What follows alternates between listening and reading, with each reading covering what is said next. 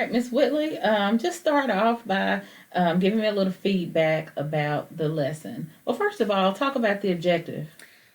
The objective was for the lesson was for Shane to be able to use numbers 1 through 10 and not only identify the numbers, but to use counters to represent the number. hmm So, how did this relate to the goals in his IEP? In his IEP, it was written for him to be able to use the numbers 1 through 10, identify, and manipulate them in a variety of ways. So I wanted to kind of see where he fell on that and how many hmm he could do. So, how do you think the lesson went? Was it effective? I think it was effective. I think there are some things that I would do a little bit different if I were to do the lesson over again. But I think overall the lesson was effective. Okay, well, I'm going to give you a little feedback. We'll go through this rubric and then we'll talk about some strengths and weaknesses. Okay, so first of all, number one, instructional implementation. I gave you a three on that. I thought it was an effective use of instructional time. I thought, it was sufficient time on task and there was a smooth transition um, through each part of the class, through each part of the lesson. So that went well. As far as number two, provides for higher learning skills. I did say a two there, but it's kind of like our previous lesson, based on his cognitive ability. Your questioning was really lower level, and that's kind of where you were a little bit limited with that. So I did say a two because it was mostly lower order level of questions.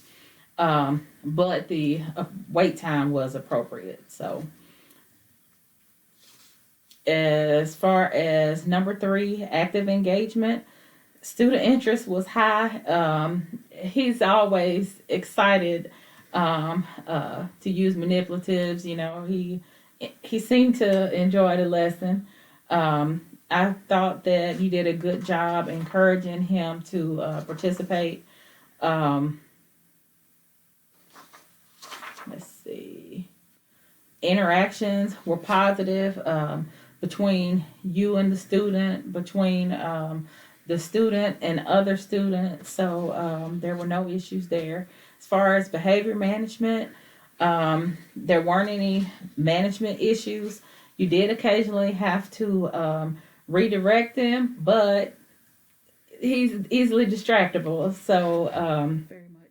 yeah, so that's understood. So um, there weren't many distractions, so that did not take the focus off of the lesson.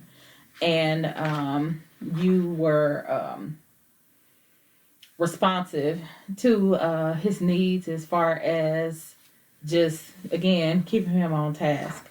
With student engagement, I said that you demonstrated an acceptable understanding of the importance of creating learning environments. So that was a two.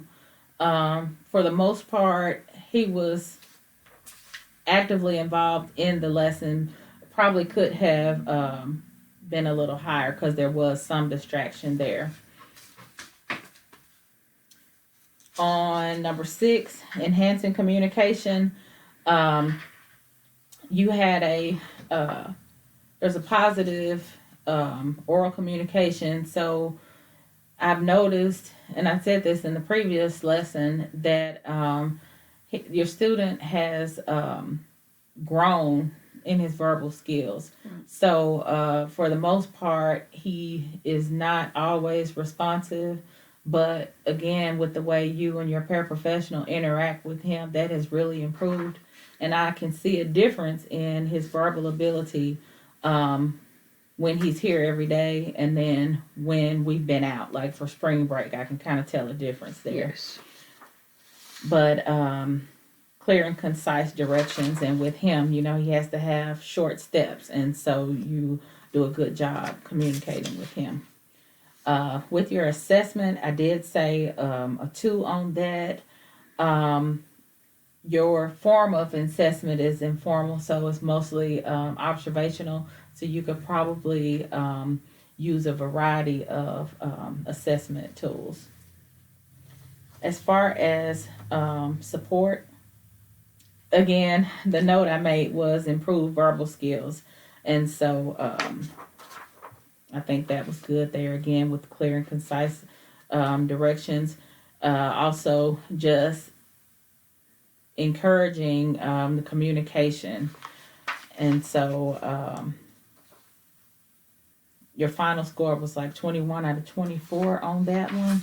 As far as some of the strengths of that lesson, I would just say the interaction between you and the students was very positive. You treated students with dignity, very polite interaction, very high energy from you. Again, I enjoy being in the class. It's like it's a fun classroom environment, and the kids look like they really want to be there. Um, your routines and procedures were evident. I know sometimes you feel like they're redundant, Yeah. but with students with special needs, we kind of have to have that redundancy for them.